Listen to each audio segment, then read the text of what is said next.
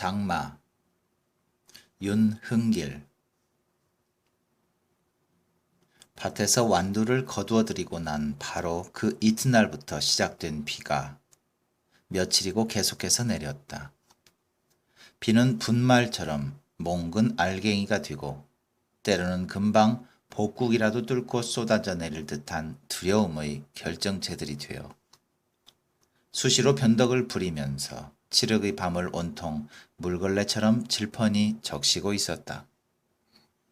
동구박 어디쯤이 될까? 아마 상여를 넣어두는 빈집이 있는 뚝길 근처일 것이다. 어쩐지 거기라면 개도 여우만큼 길고 음산한 울음을 충분히 낼 수 있을 것 같은 생각이 들었다. 그러나 실제로는 그보다 훨씬 더 먼 곳일지도 모른다. 잠시 꺾음해지는 빗소리를 대신하여 멀리서 개 짖는 소리가 짬을 메우고 있었다. 그것이 저희들끼리의 무슨 군호나 되는 듯이 난리통에 몇 마리 남지 않은 동네 개들이 차례로 짖기 시작했다. 그날 밤 따라 개들의 극성이 몹시도 유난했다. 그때 우리는 외할머니가 거처하는 건넌방에 모여 있었다. 외할머니의 심중에 뭔가 큰 변화가 생겨 우리는 그분을 위로하고 안심시켜 드리지 않으면 안 되었기 때문이다. 그런데 어머니와 작은 이모는 개들이 사납게 짖기 시작하면서부터 갑자기 입을 다물어 버렸다. 서로 외할머니의 눈치만 슬금슬금 살펴가며 모기장 배가 붙어있는 방문 쪽으로 얼멍얼멍한 모기장 배가 가린 둥 만둥 막고 있는 어둠 저쪽으로 자꾸 눈길을 돌렸다. 나방이인지 하늘밥 도둑인지 모를 날벌레 한 마리가 아까부터 날개를 발발 떨면서 창문에 붙어 끊임없이 오르내리고 있었다. 내 말이 들리는가 봐라. 인제 좀에만 있으면 뭐다 알게 될 것이다. 어디 내 말이 맞는가 틀리는가 봐라. 할머니가 낮게 중얼거렸다. 할머니는 아침밥에 섞어 먹을 완두를 까고 있었다. 아름이나 되어 보이는 축축한 완두 줄거리를 치마폭에 잔뜩 꾸리고 앉아서 외할머니는 꼬투리를 뚝 떼어 별로 서두르는 기색도 없이 그러나 몸에 밴 익숙한 손놀림으로 속을 우겼다. 연두빛 얼룩이 질금찜한 자실이 한옆으로 비어져 나오면 그걸 손바닥에 받아 무릎맡에 대바구니에 담고 빈 깍지는 도로 치마폭 안에 떨어뜨렸다.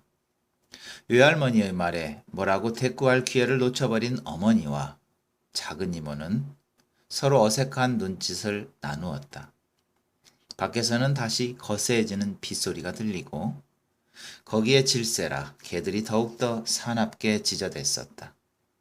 빗소리가 차차로 고비에 이르더니 뒤란 장독대 뒤쪽에서 양철이 떨궈져 곤두박질하는 소리가 났다. 벽에 걸어두었던 두레박일 것이었다.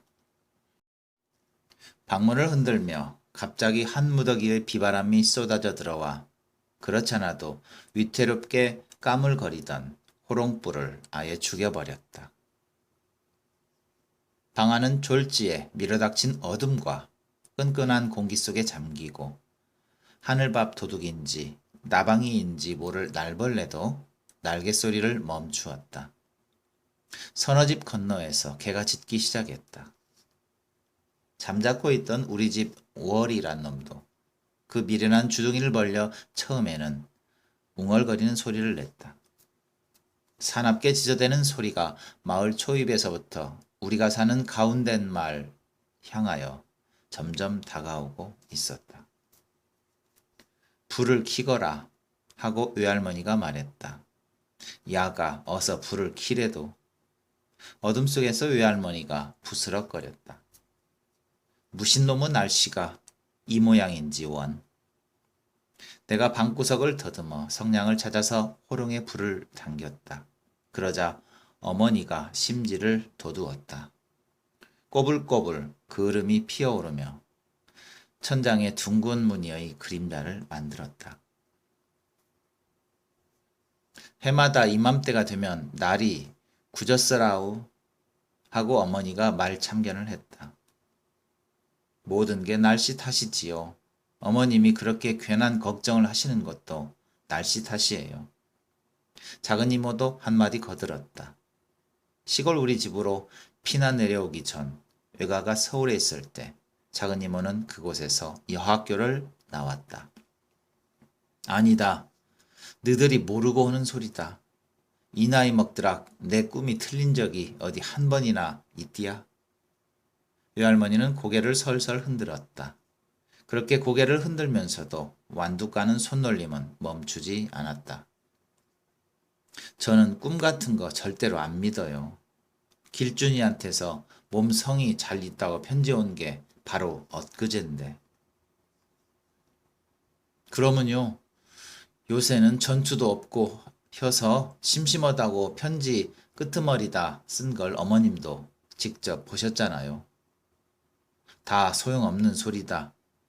너희 애비가 죽을 때만 해도 나는 사날 전에 벌써 알아채렸다. 이빨이 아니라 그때는 손가락이었지만 꿈에 엄지손가락이 옴싹 빠져서 도망가 버리더라. 또 그놈의 꿈 얘기. 물리지도 않나 보다. 새벽잠에서 깨면서부터 줄곧 외할머니는 그놈의 꿈 얘기만 들어놓고 있었다. 점심때가 지나고 해질녘이 되어도 외할머니는 여전히 꿈에서 잠에서 덜 깬 듯이 흐리멍텅한 상태로 중얼거리고 있었다. 이가 거의 빠져 합죽해진 입두덩을 끊임없이 달싹거리면서 자기 신변으로 몰려오는 어떤 불길한 기운이 있음을 거듭거듭 예언하는 것이었다. 위아래를 통틀어 겨우 7개밖에 남지 않았는데 난데없이 무쇠로 만든 커다란 족집게가 입 안으로 쑥 들어오더니 기중 실하게 붙어있던 이빨 하나를 우지끈 자뜨려 놓고 달아나는 꿈을 꾸었다는 것이다. 악몽에서 깨어 정신을 수습한 다음 외할머니가 맨 처음 한 일은 손으로 더듬어 이를 낱낱이 점검해보는 그것이었다. 그러고 나서 작은 이모더러 거울을 가져오래서 눈으로 다시 한번 개수를 확인했다.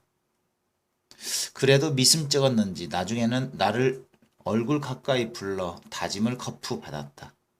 딱하게도 아무리 들여다봐야 이는 7개 그대로였다. 더구나 어금니 대용으로 외할머니가 애중지해온 아래쪽 송곳니는 온전히 제자리에 박혀 있었다. 그러나 외할머니는 아무도 믿으려 하지 않았다. 송곳니가 제자리에 남아있다는 사실이 아무래도 믿어지지 않는 모양이었다. 그분의 생각은 이미 현실을 떠나 꿈 쪽에만 머물고 있었다. 딸들도 사위도 못 믿어웠고 바늘길을 잘 맨대서 이따금 칭찬해주던 외손자의 시력에도 이젠 의심을 품었다. 거울 같은 건 말할 나이도 없고 심지어는 입 안에까지 직접 들어가 개수를 확인해보고 나온 당신의 손가락마저도 신용하지 않았다. 이런 상태로 그놈의 꿈 얘기만 늘어놓으며 외할머니는 긴 여름 나절을 보냈던 것이다. 참으로 답답한 노릇이었다. 그 답답함을 견디지 못하고 먼저 외삼촌을 들먹인 사람은 어머니였다. 부주의하게도 어머니 입에서 육군 소위를 달고 일선 소대장으로 나가 있는 외삼촌 이름이 불쑥 튀어나오자 외할머니는 갑자기 축 늘어진 양쪽 볼에 심한 경련을 일으켰다. 작은 이모가 조심성이 없는 어머니를 나무라는 표정을 지었다. 외할머니는 어머니의 말을 못 들은 척하고 그냥 넘겨버렸다.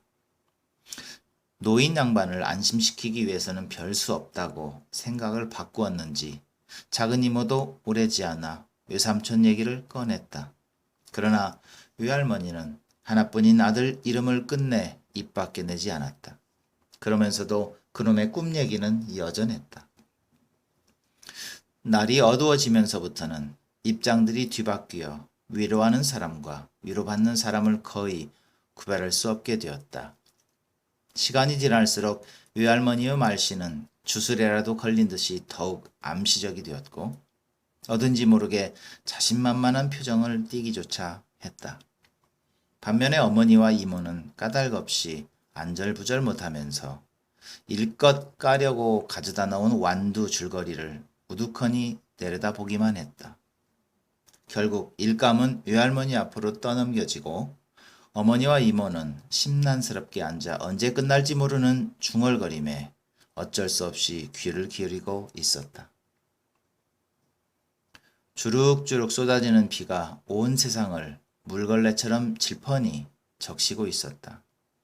난리를 겪고도 용케 살아남은 동네 개들이 일제히 들고 일어나 극성맞은 그 포효로 마을을 휩싼 어둠의 장막을 갈기갈기 찢어 발기고 있었다. 외할머니는 몸에 익은 손놀림으로 완두 꼬투리를 후벼서 자실은 대바구니에 그리고 빈 깍지는 치마폭 안에 정확히 갈라놓았다. 우리 집 지천꾸러기 월이란 놈이 전에 없이 사납고 우렁찬 소리로 짖어대기 시작했다.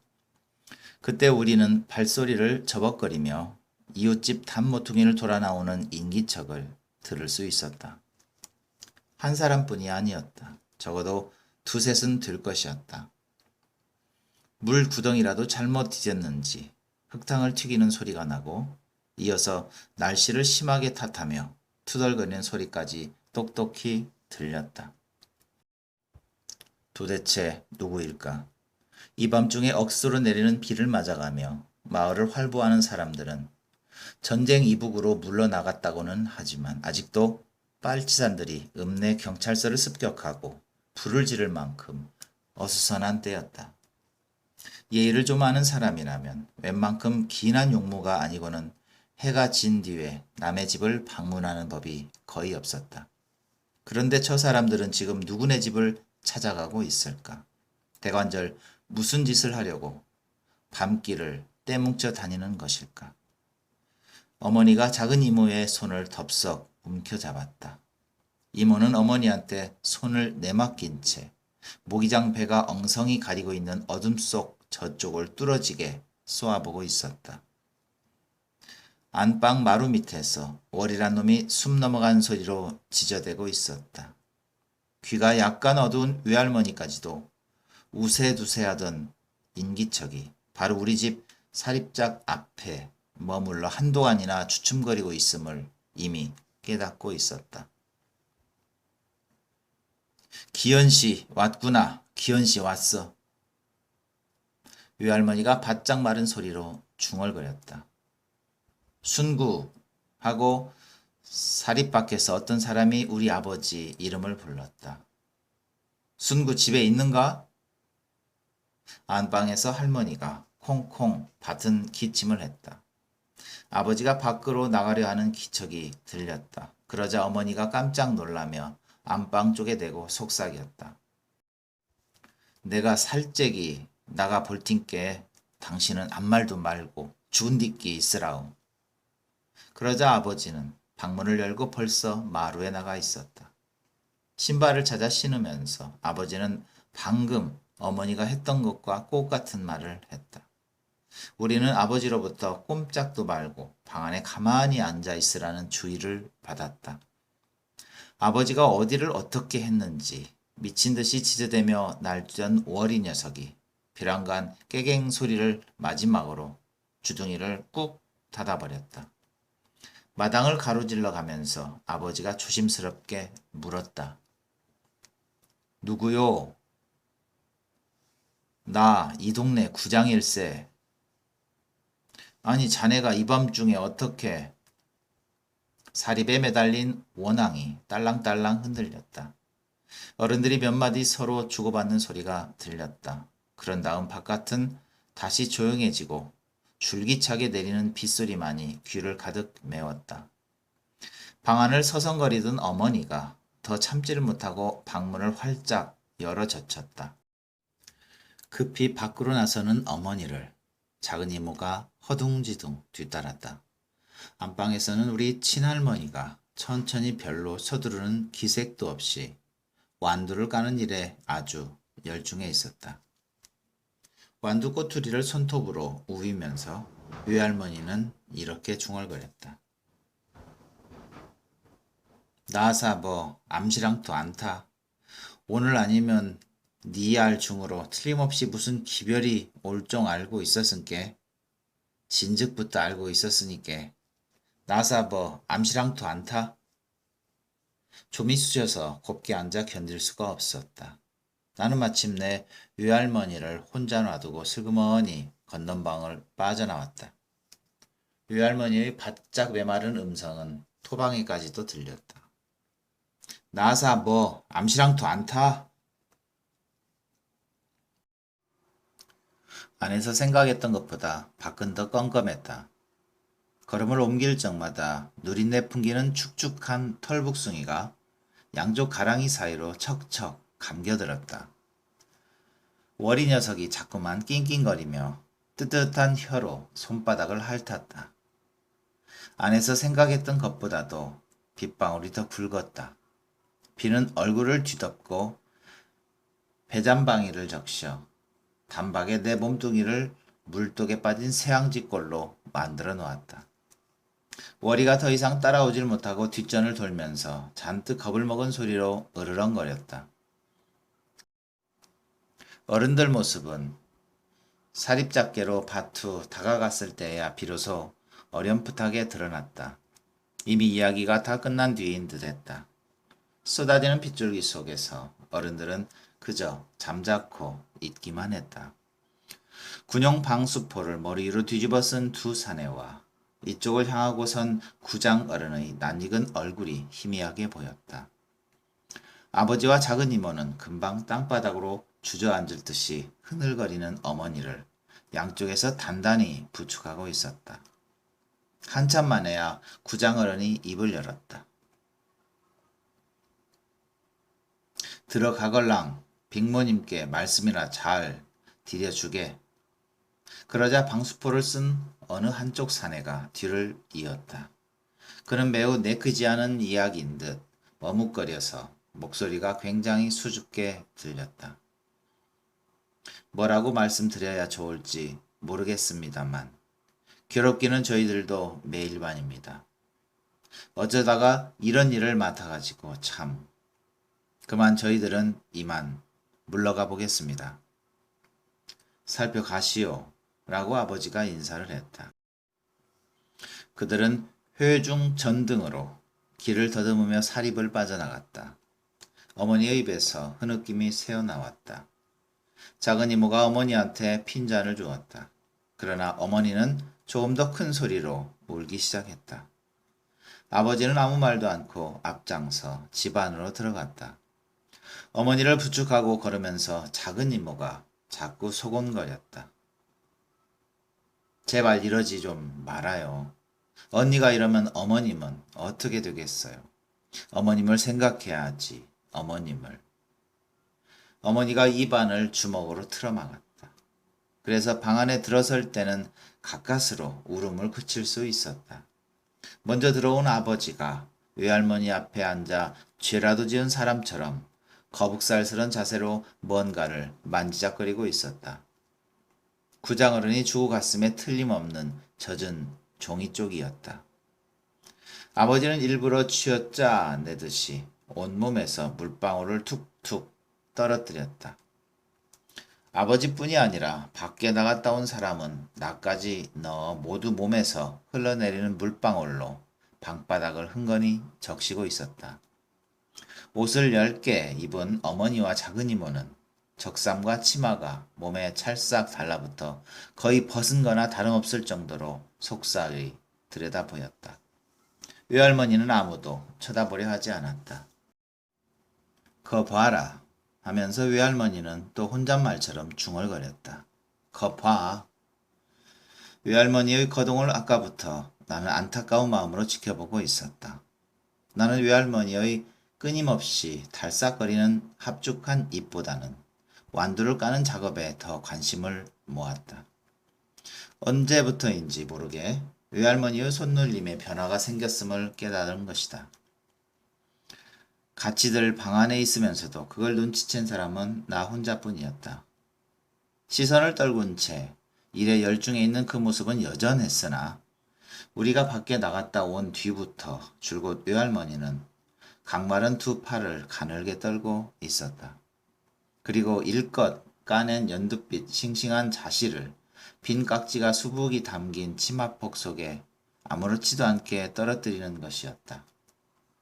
외할머니가 실수를 계속할까 봐서 내 마음은 몹시도 조마조마했다.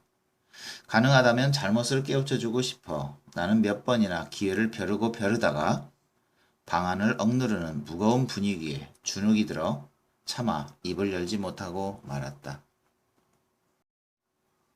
말려서 아궁이에 넣을 빈 깍지가 당연하다는 듯이 이제 곧 대바구니 속으로 들어갈 줄을 번연히 알면서도 속수무책으로 주름살이 두껍게 밀리는 우리 외할머니의 떨리는 손끝만을 지켜보는 도리밖에 없었다. 내가 내둥 뭐라고 그러디야? 오늘 중으로 틀림없이 무신 기별이 온다고 안 그러디야? 창백하던 낯빛이 순간적으로 홍조를 띠어 갑자기 10년은 젊어진 외할머니가 몇 마디 또 중얼거렸다. 줄거리에 붙은 새로운 꼬투리를 뚝 따내어 속을 비우면서 외할머니는 다시 죽은 사람처럼 창백한 얼굴이 되더니 앉은 자리에서 단숨에 10살은 더 먹어버렸다. 외할머니는 무척 흥분해 있었다. 마르마디와 마디짬에서 감추고 있던 거친 숨결이 붉어져 나오고 목젖이 울릴 정도로 자주 마른 침을 넘기는 것으로 보아 그걸 느낄 수 있었다. 너희 애비가 죽을 임시에도 나는 사날 전부터 알고 있었다. 늙은이가 밥 먹고 할 일 없음께 앉아서 요사실은 소리나 씨월거린다고 너들은 이 애미를 야속하게 생각했을 것이다. 그런디 지내놓고 보니께 어쩌드냐.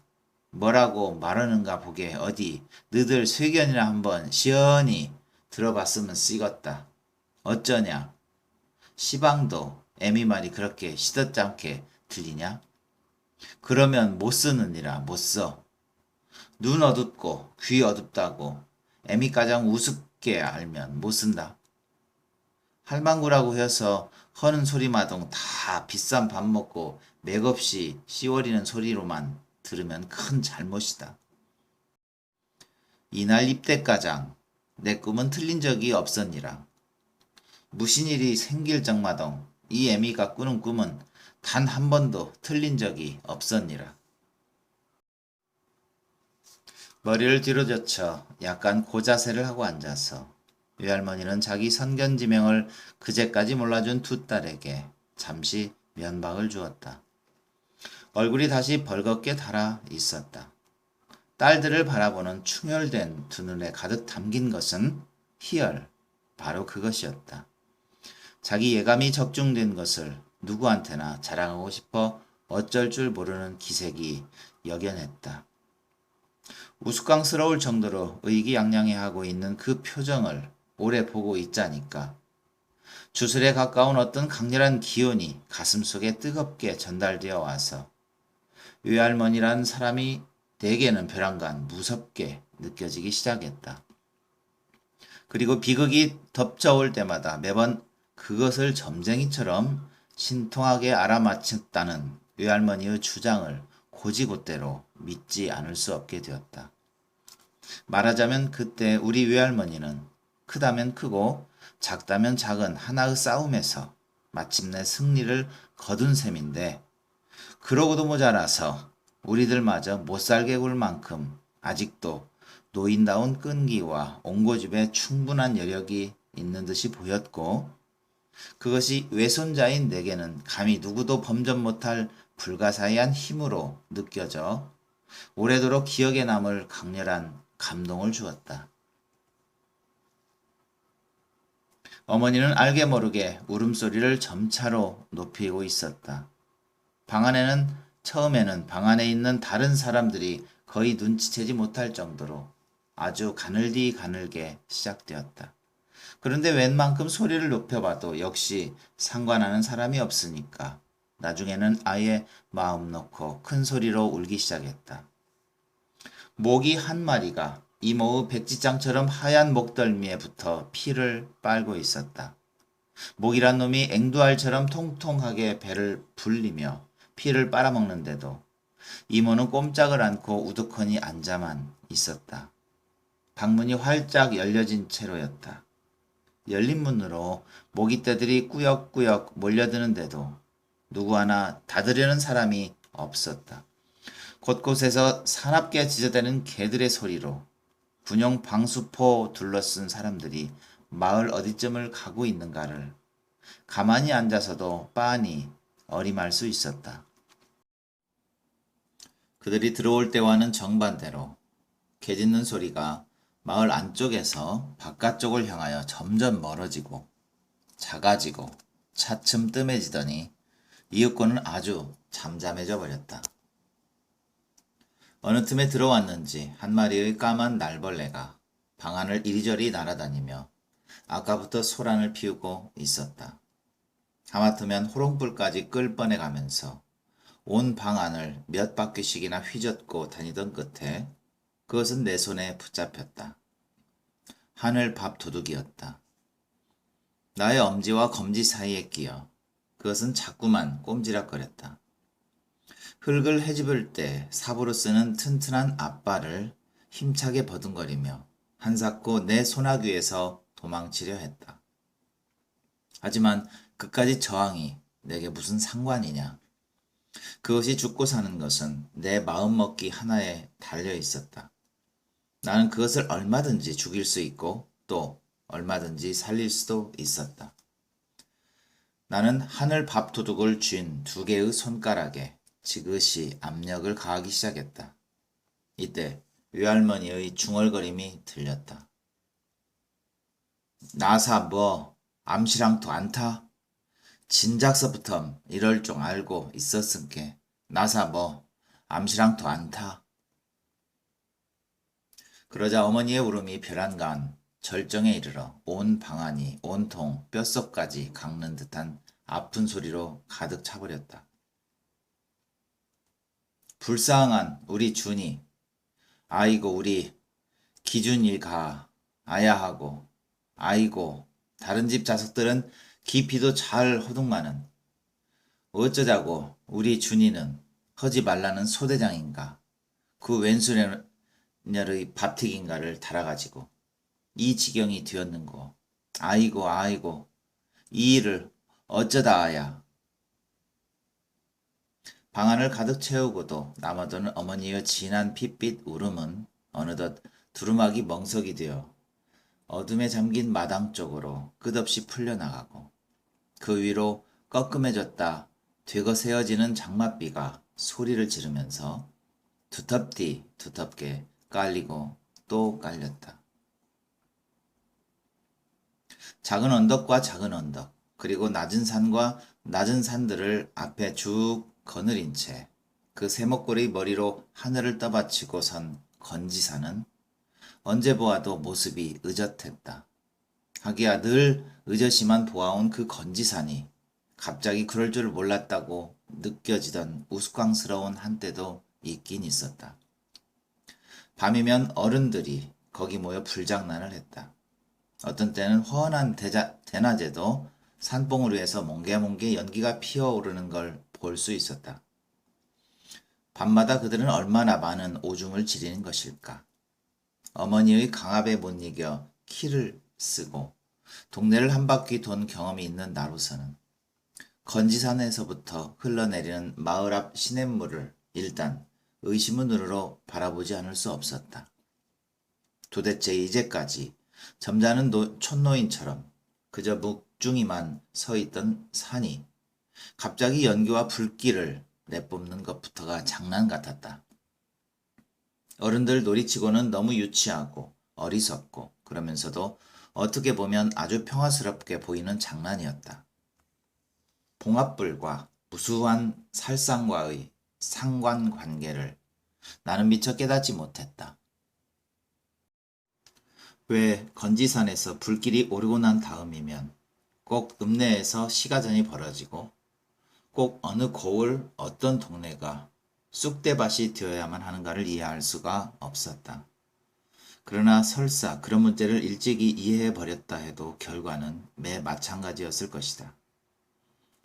난생 처음 봉합부를 구경하던 당시의 망측스런 상상에도 불구하고 내 의식 속에서의 건지사는 어느 틈에 그 의젓한 모습을 되찾고 날이 지남에 따라 더욱더 친근하게 느껴지기 시작했다.